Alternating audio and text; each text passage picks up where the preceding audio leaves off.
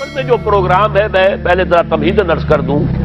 یہ ہم صرف واقف ہیں روزہ دن کا اور رات کو 1 گھنٹے کی تراویح. یہ بہت بڑا مغالطہ ہے، بہت بڑا مغالطہ ہے، بہت بڑا مغالطہ ہے. روز اصل میں رمضان کا پروگرام کیا ہے؟ دن بھر کا روزہ اور رات کے اکثر حصے کو قرآن کے ساتھ لے کر جاگنا. لیکن حکمت خداوندی نے پہلے حصے کو تو فرض کیا ہے، دوسرے کو فرض نہیں کیا. اس کو ترغیب اور تشویق پر چھوڑ دیا ہے. لیکن اس کی جو اہمیت ہے میں چاہتا ہوں کہ پہلے اچھی طرح اس کو سمجھ لیں آپ. دیکھیے پہلی حدیث اس میں ہے ان سلمان الفارسی رضی اللہ تعالی عنہ قال خطبنا رسول اللہ صلی اللہ. گزارش ہے اگر آپ ہمارے چینل پر نئے ہیں تو سبسکرائب ضرور کریں اور ڈاکٹر اسرار احمد رحمت اللہ علیہ کے لیے سورہ فاتحہ پڑھ کر کامنٹ میں آمین لکھنا نہ بھولیں. شکریہ. علیہ وسلم فی آخر یوم من شعبان. حضرت سلمان فارسی سے مروی ہے، انہوں نے فرمایا کہ خطبہ ارشاد فرمایا ہمیں اللہ کے رسول نے صلی اللہ علیہ وسلم شعبان کے آخری دن. فقال، آپ نے ارشاد فرمایا، یہ خطبہ طویل ہے، میں نے صرف شروع کے چند جملے یہاں نقل کیے ہیں. یا ایھا الناس قد اظلکم شہر عظیم. اے لوگوں تم پر ایک بہت عظمتوں والا مہینہ سایہ فگن ہو گیا ہے. دیکھیے سایہ فگن سے وہ انگریزی کا محاورہ آپ کے ذہن میں آنا چاہیے. Coming events cast their shadows before. ابھی رمضان شروع نہیں ہوا ہے، شعبان کا آخری دن ہے، تو وہ کمنگ ایونٹ جو ہے رمضان مبارک اس کا سایہ آ گیا ہے تم پر. اس لیے حضور نے وہ لفظ استعمال کیا قد اظلکم. ظلال کہتے سائے کو. قد اظلکم شہر عظیم، بڑی عظمت والا مہینہ ہے. شہر مبارک، بہت برکت والا مہینہ ہے. شہر فیہ لیلۃ خیر من الف شہر. اس میں ایک رات وہ بھی ہے، وہ مہینہ جس میں ایک رات وہ بھی ہے جو 1000 مہینوں سے افضل ہے. انا انزلناہ فی لیلۃ القدر وما ادراک ما لیلۃ القدر لیلۃ القدر خیر من الف شہر. اب جو اگلے 2 جملے ہیں وہ نوٹ کیجئے. جعل اللہ صیامہ فریضۃ وقیام لیلہ تطوعا. اللہ نے ٹھہرایا ہے، قرار دیا ہے اس کا روزہ رکھنا تو فرض کے درجے میں، اور اس کی رات کا قیام تطوع کے درجے میں اپنی مرضی پر، اپنی خواہش پر، نفل کے طور پر یہ تم پر لکھ دیا گیا ہے. لکھا تو گیا ہے، جعلہ تو ہے. مجعول کا جو پہلا مفعول ہے وہ کیا ہے؟ جعلہ کا. مجعول اول کیا ہے؟ دن کا روزہ. اور مجعول ثانی کیا ہے؟ قیام لیلہ، رات کو کھڑا رہنا. اب یہ رات کا کھڑا رہنا اس کی کتنی مقدار ہوگی؟ کہاں سے معلوم کریں گے؟ قرآن سے. جب یہ لفظ آیا ہے سورہ مزمل میں، یا ایھا المزمل قم اللیل الا قلیلا نصفہ او انقص منہ قلیلا او زد علیہ ورتل القرآن ترتیلا. یہ معنی ہے اے لحاظ کمبل میں لپٹ کر لیٹنے والے، کھڑے رہا کرو رات کو سوائے اس کے تھوڑے سے حصے کے، یعنی آدھی رات یا اس میں تھوڑا سا کم کر لو، جسے پھر کہا مفسرین نے 1/3 رات کم سے کم. اور زد علیہ، یا آدھی پر بھی کچھ زیادہ کرو، یہ 2/3 رات ہو گیا. ورتل القرآن ترتیلا، اور قرآن کو اتارا کرو تھوڑا تھوڑا تھوڑا. یہ ترتیل، تفعیل، تنزیل. جیسے قرآن تھوڑا تھوڑا محمد پر نازل ہوا صلی اللہ علیہ وسلم، ایسے ہی تھوڑا تھوڑا تھوڑا قرآن اپنے اندر اتارو. ہیمر اٹ ڈاؤن، اپنے ذہنوں میں اتارو، اپنے قلب میں اتارو. اس کے لیے رات کو کھڑے رہو. اور قیام اللیل کم سے کم 3/4 شب کے اوپر اطلاق ہوگا، اس سے کم پر تو اطلاق ہے ہی نہیں. اگلی حدیث پڑھیے. اور یہ ہے جو عام طور پر ہر مسجد میں بھی آج کل خوب یہ گونج رہی ہوگی حدیث بیان ہوتی ہے، اس لیے کہ بخاری اور مسلم دونوں میں موجود ہے، متفق علیہ روایت ہے. اس سے اونچا تو درجہ سند کے اعتبار سے تو حدیث کا کوئی اور درجہ اس سے اونچا ہے نہیں. عن ابی ہریرہ رضی اللہ عنہ قال قال رسول اللہ صلی اللہ علیہ وسلم. حضرت ابو ہریرہ سے روایت ہے، آپ نے فرمایا کہ حضور نے ارشاد فرمایا من صام رمضان ایمانا و احتسابا غفر له ما تقدم من ذنبه. جس نے روزہ رکھا رمضان مبارک کے دوران اللہ پر یقین رکھتے ہوئے اور اس سے اجر و ثواب کے حاصل ہونے کی امید میں اس کے تمام پچھلے گناہ معاف ہو جاتے ہیں۔ وَمَنْ قَامَ رَمَضَانَ ایمانا واحتسابا غفر له ما تقدم من ذنبه، اور جو کھڑا رہا رمضان کے دوران، کھڑا رہا ہے، جیسے ساما، میں نے شروع میں آپ سے عرض کر دیا تھا، یہ مصدر ساما یصوم صوما قام یقوم قیاما، ومن قام رمضان، جو کھڑا رہا رمضان کے دوران، پورے رمضان کے دوران کھڑا رہا، ایمان و احتسابا کی شرط پھر وہی ہے، غفر له ما تقدم من ذنبه، وہی اجر اس کا بھی ہے۔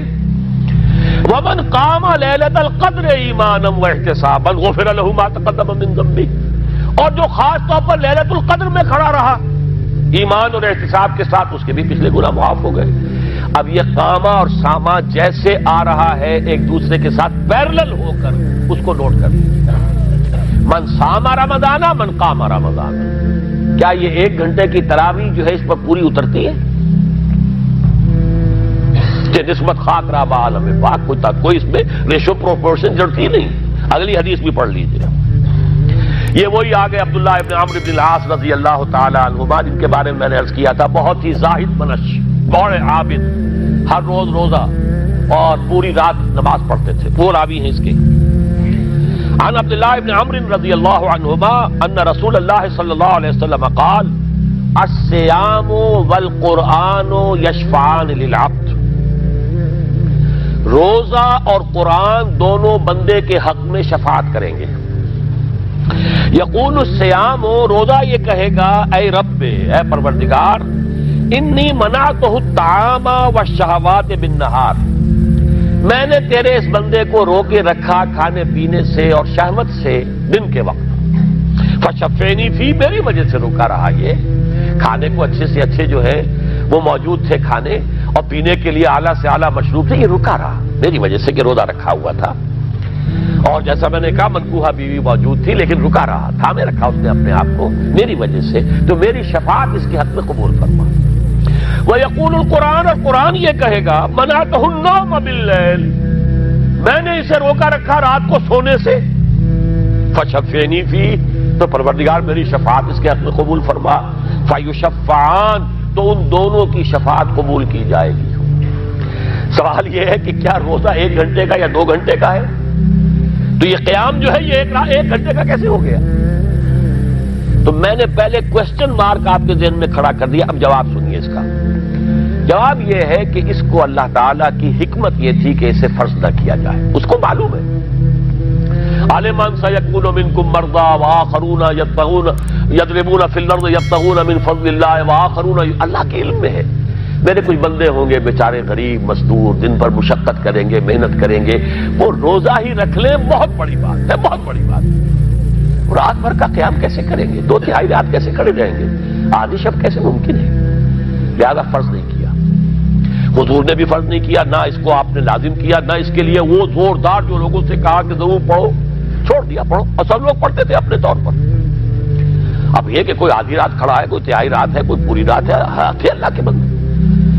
لیکن 3 دن حضور نے یہ باجماعت نماز پڑھا دی، لیکن پڑھائی ہے وہ تہجد کے وقت، یعنی لوگ رات کے وقت جو بھی ہے کھڑے ہیں، جاگ رہے ہیں، قرآن پڑھ رہے ہیں، لیکن یہ کہ خاص تہجد کے وقت آپ اپنے حجرے سے برآمد ہوئے تو لوگ جمع ہو گئے، آپ کے گرد جمع ہو گئے۔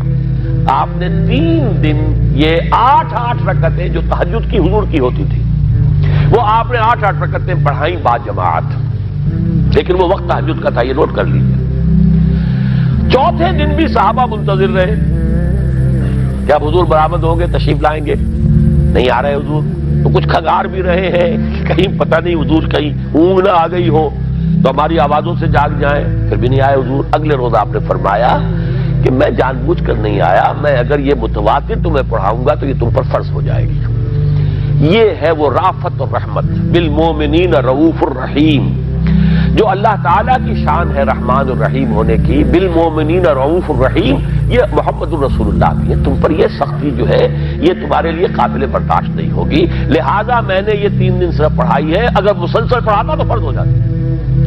یہاں تک تو ہے حکمت نبوی کا معاملہ، اب آیا حکمت صحابی یا حکمت خلیفہ راشد۔ یہی معاملہ رہا حضور کی حیات طیبہ کے دوران، یہی حضرت ابوبکر رضی اللہ تعالیٰ عنہ کی خلافت کے دوران، یہی حضرت عمر کا بھی ابتدائی دور۔ لیکن دور خلافت عمر فاروق کے دوران یہ واقعہ آیا کہ حضرت عمر داخل ہوئے مسجد میں، دیکھا رات کے وقت ابھی کوئی باجماعت تراویح کا کوئی انتظام نہیں تھا۔ آپ نے دیکھا کچھ لوگ مسجد کے اس کونے میں کھڑے ہیں، ایک حافظ ہے، ساتھ تو حافظ نہیں ہوتے تھے نا، تو کوئی حافظ ادھر، انہوں نے 5 6 7 8 آدمیوں نے کسی حافظ سے گزارش کی، وہ انہیں قرآن سنا رہا ہے، وہ کھڑے سن رہے ہیں۔ کوئی دوسرے کونے میں ایک جمگھٹا ہے، کوئی تیسری طرف ہے، کہیں ہے، تولیوں کے اندر لوگ جو ہے وہ قیام اللیل کا حق ادا کر رہے ہیں۔ آپ نے فرمایا کیا ہی بہتر ہو کہ یہ سب جمع ہو جائیں ایک امام کے پیچھے، اور پھر یہ کہ اسے عشاء کے ساتھ متصل رکھ دیں، تاکہ جس کو کہتے ہیں عربی میں ما لا یترک کلہ لا یترک کلہ، اگر کوئی شے کل کی کل حاصل نہیں ہو سکتی تو کوئی شخص بھی مسلمان بالکل محروم نہ رہ جائے، کم سے کم یہ 20 رکعت تراویح تو پڑھے اور قرآن سن لے، تاکہ کسی نہ کسی درجے میں تو اس کا بھی حصہ ہو جائے اس کی برکات میں سے۔ یہ ہے حکمت حضرت عمر فاروق کے فیصلے کی۔ اور چونکہ حضور نے فرمایا علیکم بسنتی و سنت الخلفاء الراشدین المہدیین، تم پر لازم ہے کہ میری سنت کو اور میرے خلفاء راشدین کی سنت کو مضبوطی سے پکڑو۔ یہ وجہ ہے کہ فقہاء اربعہ جو ہیں ہمارے، وہ سب کے سب اس کو واجب کے درجے میں رکھتے ہیں، اس لیے کہ یہ فیصلہ حضرت عمر کا ہے، عمر خلیفہ راشد ہیں رضی اللہ تعالی عنہ، لہذا یہ نظام بن گیا تراویح کا۔ اب میں اس کی نفی نہیں کر رہا، لیکن جو شخص سمجھتا ہے کہ اس سے اصل حکمت اور غرض و غایت پوری ہو گئی، وہ مغالطے میں مبتلا ہے۔ یہ تو علی الاقل کم سے کم اس درجے میں کہ ہر مسلمان کم سے کم اس درجے تک تو جو ہے وہ کچھ نہ کچھ حظ حاصل کر ہی لے، اور وہ اس سے محروم نہ ہو بالکل ہی۔ ما لا یدرک کلہ لا یترک کلہ، اس درجے میں حضرت عمر کا فیصلہ ہے، اور اسی کی وجہ سے ہمارے خلفاء، ہمارے جو ائمہ اربعہ انہوں نے قبول کیا ہے۔ اور یہی اس مسئلے کا حل ہو جائے گا جو اہل حدیث حضرات اس کے اوپر جو ہے چیلنج بھی شائع کرتے ہیں، کوئی ثابت کر دے حضور سے 20 رکعتیں تو ہم اتنے لاکھ، ہم بھی کہتے ہیں کہ حضور سے ثابت نہیں ہے، کون کہتا دعویٰ ہی نہیں، یہ تو حضرت عمر کا فیصلہ ہے۔ حضرت عمر کا فیصلہ، خلیفہ راشد کا فیصلہ، اس کو امت نے قبول کیا ہے، لہذا وہ نظام ہے، رہے گا۔ اور یہی جو ہے آپ کو معلوم ہے، حالانکہ یہاں اکثریت جو ہے وہاں پر وہ اہل حدیث حضرات کی ہے سعودی عرب میں، حرمین میں وہی 20 رکعت تراویح ہوتی ہے، اس لیے کہ وہ ان کا جو آفیشل مسلک ہے وہ مسلک حنبلی، حنفی نہیں ہے، تو حنبلی مسلک میں بھی یہی ہے، شافعی میں بھی یہی ہے، مالکی میں تو 36 تک کی روایتیں موجود ہیں، 36 رکعت۔ لیکن یہ ہے کہ یہ ہے وہ 20 رکعت تراویح کا معاملہ، اس کی نفی میری بات سے نہ سمجھ لیجئے گا، وہ ٹھیک ہے، حضرت عمر کا فیصلہ ہے۔ پھر یہ کہ یہ آسان ترین ہے کہ عشاء کے ساتھ ہی متصل پڑھ لی، اور آج تو ہماری نیند کا کوئی حصہ اس میں جاتا ہی نہیں، کون سوتا ہے اس سے پہلے سوال ہی پیدا نہیں ہوتا۔ لیکن یہ جو کہہ رہے ہیں کہ قرآن کہے گا میں نے اسے نیند سے روکے رکھا، اس کا حق کہاں ادا ہوا؟ اس کا حق تو ادا ہوگا کہ تہائی ورنہ نصف شب کے لگ بھگ آپ جاگے قرآن کے ساتھ۔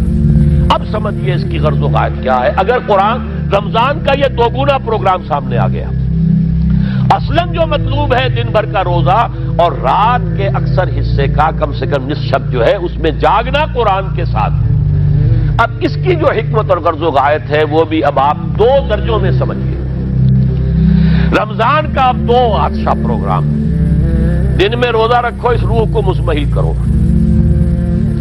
اس روح کو مزمحل کرو گے، اس نے جسم کو مزمحل کرو گے، حیوانی وجود کو، تو ہی اس روح کو کچھ ریلیف ملے گا۔ بھاری بوجھ کسی کے قدموں میں پڑا ہوا ہے، وہ کیسے اوپر اٹھے گا؟ ذرا اس کے نیچے جو وزن ہے، لنگر بھاری ہے، جہاز کا کیسے چلے گا؟ لنگر تو اٹھاؤ۔ تو اس طریقے سے وہ ذرا بوجھ سے اس کو تھوڑا سا ریلیف دو، رات کو کھڑے ہو جاؤ، اب اپنی روح پر نازل کرو اللہ کے کلام کو۔ تیرے ضمیر پہ جب تک نہ ہو نزول کتاب، گرہ کشا ہے نہ راضی نہ صاحب کشاف۔ اب یہ پھوار پڑ رہی ہے تمہارے اوپر، تمہارے اندر اس کو جذب ہونا چاہیے۔ اس سے کیا ہوگا؟ روح کو تقویت حاصل ہوگی۔ اس کو مثال سے پہلے سمجھا دوں، کوئی شخص پیاس سے مر رہا تھا، اس درجہ پیاسا تھا کہ اس کے اوپر بے ہوشی بھی طاری ہو گئی۔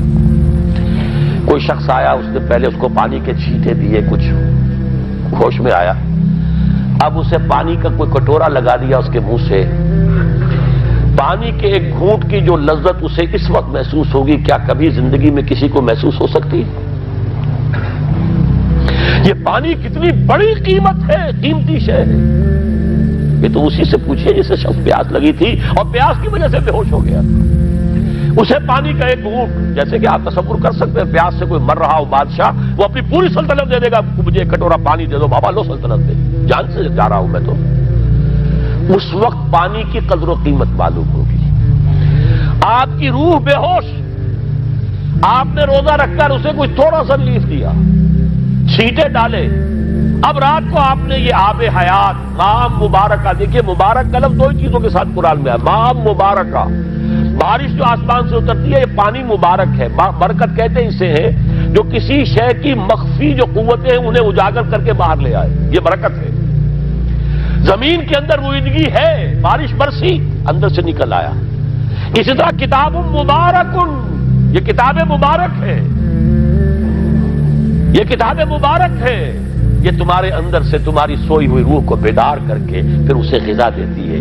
اب جب وہ قرآن کو پڑھے گا یا اس کو قرآن اس کے اندر جائے گا، اسے معلوم ہوگا اس سے بڑی کوئی نعمت نہیں۔ یہ ہے شکر جو پیدا ہوگا اب اس کی گہرائی کے، اس کے دل کی گہرائیوں میں۔ شکر کے معنی کیا ہے؟ احسان کی قدر شناسی۔ شکر کو امام راغب نے 3 مرحلوں میں بیان کیا ہے۔ شکر بالقلب، پہلے تو آپ کو معلوم ہو جو نعمت کسی نے دی ہے کتنی بڑی ہے، یہی احساس نہیں ہے۔ کسی بچے کے ہاتھ پہ آپ نے ہیرا رکھ دیا، اسے کیا پتا یہ ہیرا ہے یا یہ کوئی کانچ کا ٹکڑا ہے، وہ کیا کرے گا اس کی قدر؟ بلکہ ٹافی دیں گے تو وہ سمجھے گا کہ یہ زیادہ اچھی چیز دی ہے، مجھے اس پتھر کا میں نے کیا کرنا ہے، اس لیے اسے معلوم ہی نہیں کہ یہ ہیرا ہے۔ جب تک کسی نعمت کی قدر و قیمت کا احساس نہ ہو، اس کے متناسب پروپورشنیٹ شکر آپ کر ہی نہیں سکتے۔ پھر آپ کو زبان سے شکر ادا کرنا ہے۔ الحمدللہ الذی انزل علی عبدہ الکتاب، یہ زبان سے شکر ادا کیجیے۔ پھر اس کا شکر کا حق ادا کرنا ہے، اس نعمت کو استعمال کرنا ہے۔ اگر نعمت لا کے رکھ دی تو بھی یہ ناشکری ہے۔ کسی بچے کو لا کر کسی اس کے والد نے کتاب دی بڑی عمدہ، اور وہ بڑا مہذب بچہ ہے، تھینکس ڈیڈ یا ڈیڈی، اس نے شکریہ ادا کر لیا، پھر کتاب جا کے جو رکھی کبھی کھول کے دیکھا ہی نہیں، تو ناشکری کر رہا ہے یا شکر کر رہا ہے؟ زبان سے تو شکر ادا کیا تھا تو ناشکری کر رہا ہے، لا قدری کر رہا ہے، اس کو پڑھا ہی نہیں۔ قرآن کا شکر کیا ہوگا؟ وہ میرا کتابچہ جو ہے مسلمانوں پر قرآن مجید کے حقوق، اگر وہ سمجھیں گے جو کہ میری اس پوری دعوت قرآنی کی جڑ اور بنیاد ہے۔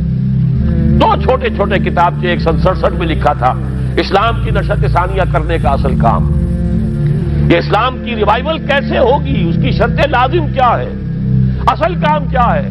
ہم نعرے لگانے پر آ گئے ہیں، جلوس نکالنے پر آ گئے ہیں، ہم یہ کر رہے ہیں، ہم وہ کر رہے ہیں، تلواریں بھی اٹھا لی ہیں، گولیاں بھی کھا رہے ہیں، جانیں بھی دے رہے ہیں، اصل کام نہیں کر رہے۔ وہ اصل کام کیا ہے؟ یہ سن 67 کی میری تحریر ہے، اسلام کی نشت ثانیہ کرنے کا اصل کام۔ اور پھر سن 68 کی میری 2 تقریریں تھیں جب میں نے جمعے کا خود خطاب کیا تھا مسجد خضرہ سمن آباد میں، مسلمانوں پر قرآن مجید کے حقوق۔ اس کو مانو جیسے کہ ماننے کا حق ہے، اس کو پڑھو جیسے کہ پڑھنے کا حق ہے، اس کو سمجھو جیسے کہ سمجھنے کا حق ہے، اس پر عمل کرو جیسے کہ عمل کا حق ہے، اور اسے 4 دانگے عالم میں پھیلاؤ۔ یہ تمہارے پاس امانت ہے محمد رسول اللہ صلی اللہ علیہ وسلم کی۔ بلغوا عنی ولو آیۃ، پہنچاؤ میری جانب سے ایک ہی آیت پہنچاؤ۔ کس نے فرمایا؟ محمد رسول اللہ نے۔ مفشو ہو، عام کرو، اسے پھیلاؤ۔ 5 حقوق ہیں مسلمان پر، لیکن یہ سارے حقوق کب ادا ہوں گے؟ جب قرآن کی نعمت کی قدر ہو جائے گی، معلوم ہو کہ یہ کوہ نور ہیرا ہے، یہ کوئی کانچ کا ٹکڑا نہیں ہے، کوہ نور ہیرا ہے، تب معلوم ہوگا اس کی کتنی حفاظت آپ کریں گے، جس نے دیا ہے اس کا کتنا شکر ادا کریں گے، پھر یہ کہ اسے کیسے سنبھال کر رکھیں گے۔ لیکن یہ کہ اگر قرآن کا شکر ہی نہیں ہے، قرآن کی خود کی نعمت کا احساس ہی نہیں، ہوا خیر مما یجمعون، یا ایھا الناس قد جاءتکم موعظۃ من ربکم وشفاء لما فی الصدور وہدی وبشریٰ للمؤمنین، ہدی ورحمۃ للمؤمنین، قل بفضل اللہ وبرحمتہ فبذلک فلیفرحوا هو خیر مما یجمعون۔ دنیا میں انسان جو کچھ جمع کرتا ہے، جائیداد، مال، دولت، ہیرے جواہرات، زیورات، اور کوئی اینٹیکس، کوئی جو ہے وہ ڈیکوریشن پیسز، جو کچھ، ان سب سے زیادہ قیمتی شے یہ قرآن ہے۔ لیکن اس کا احساس کب ہوگا؟ جب روح بیدار ہو جائے گی، جب وہ چکھے گی قرآن کو، جس کو میں کہا کرتا ہوں کہ ایمان حقیقی کیسے حاصل ہوتا ہے قرآن سے؟ جب قرآن کو سنتے ہوئے انسان جھوم جائے، اس کے اندر کوئی شے سمپیتھیٹک وائبریشن میں آ جائے، اسے کہے کہ ہاں یہی ہے، جہاں سے میں خود آیا ہوں وہیں سے یہ کلام آیا، جہاں سے میری روح آئی ہے وہیں سے یہ کلام آیا۔ اب یقین پیدا ہوا، اس کو اقبال نے کہا ہے باطنی تجربہ۔ ایک تجربہ وہ ہے جو ہم دیکھ رہے ہیں آنکھوں سے، سن رہے ہیں کانوں سے، چھو رہے ہیں اپنے ہاتھ سے، سونگھ رہے ہیں ناک سے، اور ٹیسٹ کر رہے ہیں اپنے جو ٹیسٹ بڈز ہیں منہ کے، یہ ہمارا ایکسٹرنل ایکسپیرینس ہے۔ گزارش ہے اگر آپ ہمارے چینل پر نئے ہیں تو سبسکرائب ضرور کریں اور ڈاکٹر اسرار احمد رحمت اللہ علیہ کے لیے سورہ فاتحہ پڑھ کر کامنٹ میں آمین لکھنا نہ بھولیں۔ شکریہ۔ لیکن ایک انٹرنل ایکسپیرینس ہے، ساری جو بحث اٹھائی ہے علامہ اقبال نے ریکنسٹرکشن پر، اس کا بنیادی نقطہ یہ ہے کہ انٹرنل ایکسپیرینس بھی اس ایکسٹرنل ایکسپیرینس کی طرح بلکہ اس سے زیادہ بڑھ کر قابل اعتماد ہے۔ یہ ہے انٹرنل ایکسپیرینس۔ لعلکم تشکرون، تو یہ تو پہلی منزل طے ہوئی ہے ابھی صوم رمضان، صیام و قیام رمضان کا پہلا حاصل کیا ہوگا؟ وَلَعَلَّكُمْ تَشْكُرُونَ، تاکہ تم اس قرآن کی عظمت سے واقف ہو جاؤ، تاکہ تمہیں اس پر اس کی جو وقت ہے، قدر و قیمت ہے، اس کا انکشاف ہو جائے۔ اب اگلا مرحلہ آئے گا، اب یہ روح کچھ توانا ہو کر، کچھ ہوش میں آ کر کدھر اس کی توجہ ہوگی؟ کل شیء یرجع الی اصلہ، ہر شے اپنی اصل جڑ کی طرف رجوع کرتی ہے۔ ہمارا حیوانی وجود زمین کی طرف جاتا ہے، یہ سورہ اعراف میں جو کہا بلعام بن باورہ کے بارے میں، وَلَكِنَّهُ أَخْلَدَ إِلَى الْأَرْضِ، زمینی خواہشات ہی کے چکر میں آپ ہیں تو گویا کہ آپ زمین میں دسے جا رہے ہیں۔ روح بیدار ہوگی تو کدھر متوجہ ہوگی؟ اپنے مرکز کی طرف مائل پرواز کا حسن، بڑا پیارا مصرع ہے، اگلا مصرع میں نہیں پڑھتا، لیکن یہ کہ یہ اپنے مرکز کی طرف، اپنے منبع اور سرچشمے کی طرف، کہاں سے آئی یہ روح؟ امر ربی، یہ ادھر متوجہ ہو۔ ہم پڑھا کرتے تھے اپنے ہائی اسکول کے زمانے میں، تو جو صبح پریئرز ہوتی تھی اس میں خاص نظم تھی، مجھے یہ معلوم نہیں شاعر کون ہے، مجھ کو ہے تیری جستجو، مجھ کو تیری تلاش ہے، خالق میرے کہاں ہے تو، مجھ کو تیری تلاش ہے۔ اب آپ دیکھیے پورے مذاہب کی تاریخ میں انسان کہاں کہاں گیا ہے خدا کو ڈھونڈنے کے لیے۔ کوئی برف پوش چوٹیوں کے اوپر جو ہے تپسیا میں لگا ہوا ہے، کیوں؟ رب کا قرب حاصل کرنے کے لیے نا، پرماتما سے لو لگانے کے لیے۔ وہ غاروں میں ہے، تپسیا اور ریاضتیں کر رہا ہے، وہ صحراؤں میں گیا ہے، گوتم بدھ کہاں کہاں گیا ہے، کہاں کہاں گیا ہے، کچھ آپ کو اندازہ ہی نہیں۔ انسان اس کے اندر کوئی شے ہے جو کسی کو تلاش کر رہی ہے۔ میرے اندر ہی وہ شے بھی ہے جو مجھ سے کہتی ہے کہ کچھ کھانا ڈالو اس منہ کے اندر، اس پیٹ میں ڈالو، ہے وہ بھی میرے اندر شے۔ ان لنفسک علیک حقا، یقیناً تمہارے نفس کا بھی تم پر حق ہے۔ میرے اندر ہی کوئی شے ہے جو کچھ اور شے چاہتی ہے، کسی اور چیز کی متلاشی ہے، وہ کسی اور شے کے عشق میں ہے۔ یہ دوسری بات ہے، اسے ہم نے سلا رکھا ہے، لوریاں دے دے کے تھپک تھپک کر، ہم تو اپنے جسم کی طرف متوجہ ہیں، لہذا ہمیں وہ پیاس محسوس ہی نہیں ہوتی کہ یہ بھی واقعی میرے اندر کوئی پیاس ہے۔ روح بیدار ہوگی تو وہ پیاس جو اس کے اندر اب پیدا ہوئی ہے وہ کدھر متوجہ ہوگی؟ اپنے پروردگار کی طرف۔ یہ ربط ہے اگلی آیت کا، آپ پڑھیے، وَإِذَا سَأَلَكَ عِبَادِي عَنِّي فَإِنِّي قَرِيبٌ۔ جب یہ روح بیدار ہو کر اپنے مرکز کی طرف متوجہ ہوگی، اپنے منبع اور سرچشمے کی طرف متوجہ ہوگی، اپنے مبدا کی طرف متوجہ ہوگی، تو اے میرے نبی صلی اللہ علیہ وسلم، جب میرے بندے آپ سے میرے بارے میں پوچھیں، فَإِنِّي قَرِيب، انہیں بتا دیجئے میں قریب ہی ہوں، کہیں دور نہیں، اس کی رگے جاں سے بھی زیادہ قریب ہے۔ ہم قریب ہیں، جب چاہو ہمیں پکارو، جب چاہو دعا کرو، جب چاہو باریابی حاصل کر لو۔ ہم تو مائل میں کرم ہیں، کوئی سائل ہی نہیں۔ ہم تو ہر روز رات کے آخری گھڑیوں میں سمائے دنیا تک نزول فرماتے ہیں، اور ہماری طرف سے پکارنے والا پکارتا ہے، حل من مستغفر فاغفر لہ، ہے کوئی استغفار کرنے والا کہ میں اسے بخش دوں؟ ہے کوئی مانگنے والا حل من سائل فاعطیہ، ہے کوئی مانگنے والا جسے میں دوں؟ تم سوئے ہوتے ہو، ہم تو غافل نہیں، تم غافل ہو، متوجہ تو ہو، آؤ تو صحیح ہماری طرف۔ حدیث قدسی میں آیا ہے میرا بندہ میری طرف چل کر آتا ہے، میں دوڑ کر آتا ہوں، وہ بارش بھراتا ہے، میں ہاتھ بھراتا ہوں، میرا بندہ میرا ذکر اپنے دل میں کرتا ہے، میں اپنے جی میں اس کا ذکر کرتا ہوں، یاد کرتا ہوں اسے، اور میرا بندہ اگر کسی محفل میں میرا ذکر کرتا ہے میں اس سے بہت اعلیٰ محفل میں اس کا ذکر کرتا ہوں، ملائے اعلیٰ کی محفل میں ذکر کرتا ہوں۔ یہ حدیث کے الفاظ ہیں کہ نہیں؟ تو تم غافل ہو بھائی ہم سے، ہم تو غافل نہیں۔ اغیب و وذو اللطائف لا یغیب وارجوہ رجاء لا یخیب، میں غائب ہو جاتا ہوں، وہ تو غائب ہونے والی ہستی ہی نہیں ہے، ہر آن موجود، هو معکم اینما کنتم۔ وَإِذَا سَأَلَكَ عِبَادِي عَنِّي فَإِنِّي قَرِيبٌ أُجِيبُ دَعْوَةَ الدَّاعِ إِذَا دَعَانِ فَلْيَسْتَجِيبُوا لِي۔ لیکن اب آئی بات اصل، یہ دو طرفہ بات ہوگی، مجھ سے دعا کرو، کسی وقت کی پابندی نہیں، کسی جگہ کی پابندی نہیں، ناپاکی کی حالت میں ہو تب بھی دعا کر سکتے ہو، میری کتاب کو ہاتھ مت لگانا، مجھ سے دعا کر سکتے ہو، دعا میں کوئی پابندی نہیں، لیٹے مانگو، بیٹھے مانگو، ناپاکی میں مانگو، پاکی میں مانگو، جب چاہو مانگو مجھ سے، دعا میں کوئی خطرہ نہیں، اور جہاں پکارو گے there and then I will listen to you and I will grant your prayers۔ اجیبو جو ہے، اجیبو دونوں مان، جواب دینا اور قبول کرنا، اجابت استجابت دونوں کا ایک ہی مفہوم ہے، جواب دینا اور قبول کرنا۔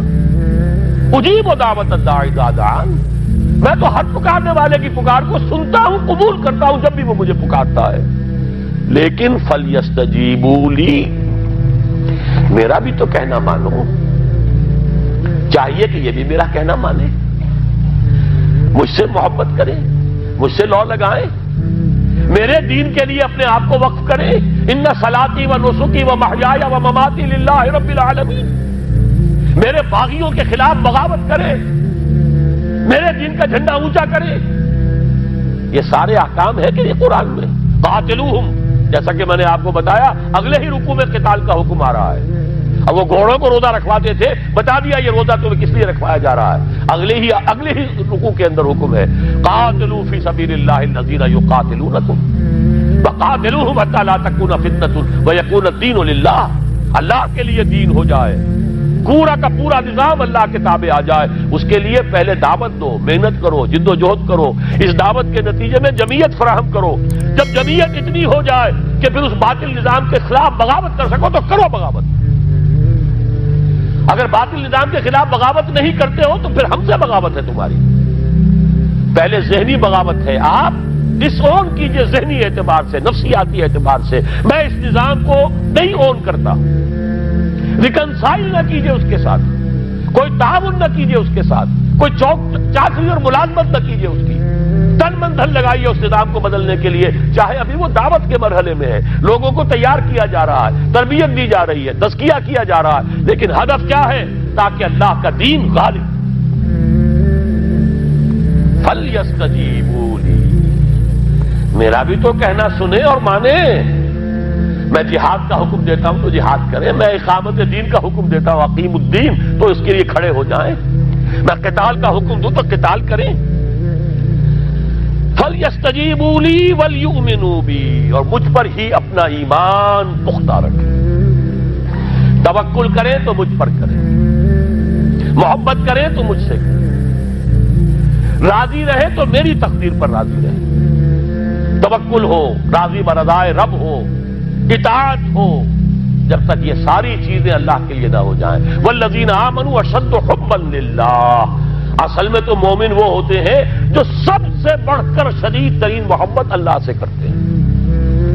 قل ان کان آباؤکم وابناؤکم واخوانکم وازواجکم وعشیرتکم واموال اقترفتموها وتجارۃ تخشون کسادها ومساکن ترضونها احب الیکم من اللہ ورسولہ وجہاد فی سبیلہ فتربصوا حتی یاتی اللہ بامرہ واللہ لا یہدی القوم الفاسقین۔ اے نبی ان سے کہہ دیجئے اگر تمہیں اپنے باپ، اپنے بیٹے، اپنے بھائی اپنے اسپاؤسز، بیوی کے لیے شوہر، شوہر کے لیے بیوی، اور رشتہ دار، اور تمہارے وہ مال جو تم نے بڑی محنت سے جمع کیے ہیں، تمہارے وہ کاروبار جن کا تمہیں اندیشہ ہوتا ہے کہ کساد بازاری نہ ہو جائے، کہیں پر جو ہے ریسیشن نہ آ جائے، اور تمہارے وہ مکان اور محلات جو تم نے بنائے ہیں، اگر یہ 8 چیزیں محبوب تر ہیں اللہ سے اور اس کے رسول سے اور اس کی راہ میں جنگ کرنے سے، جہاد سے، تو جہاں دفع ہو جاؤ، بیٹھو وہاں، یہاں تک کہ ہم اپنا فیصلہ سنا دیں۔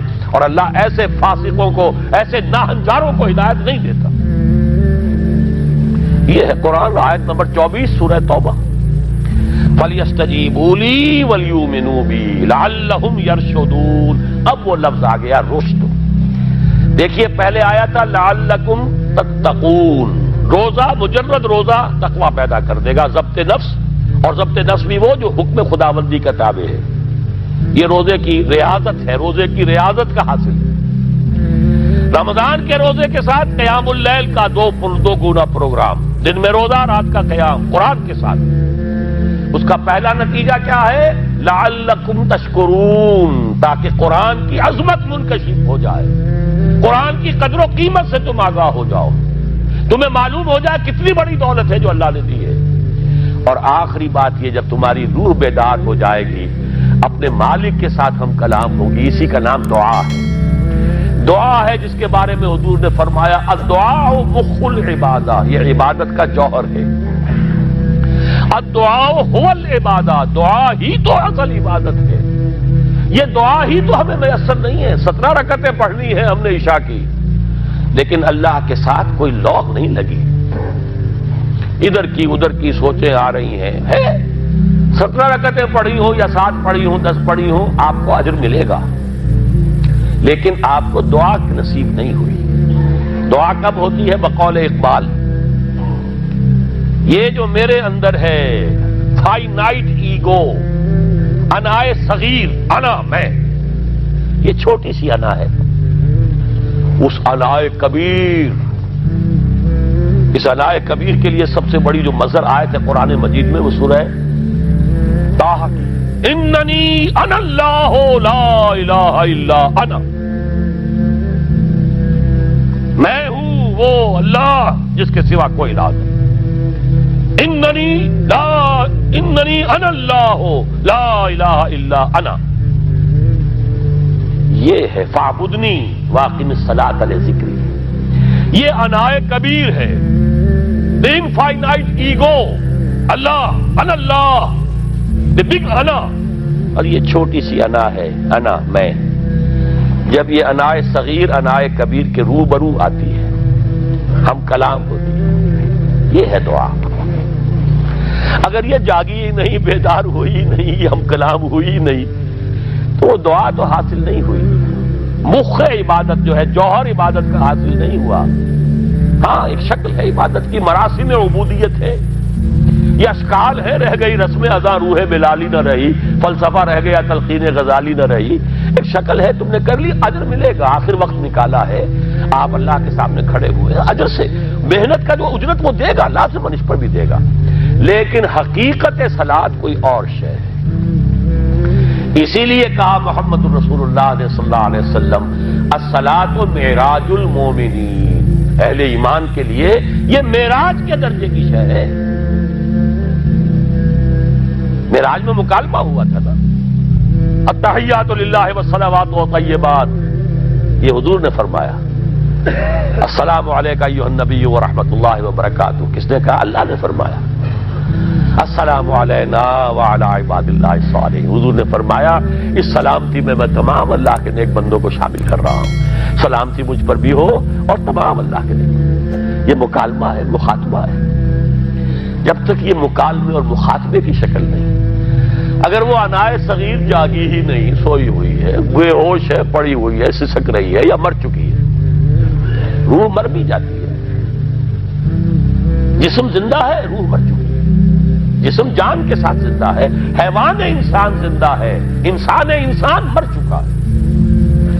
اس لیے قرآن کہتا ہے نبی یہ مردہ ہے، اموات غیر احیاء، یہ نہیں سنتے ہیں، یہ آپ کو سمجھتے ہیں آپ کے یہ بڑے غور سے سن رہے ہیں، نہیں سن رہے ہیں، یہ تو مردہ ہے،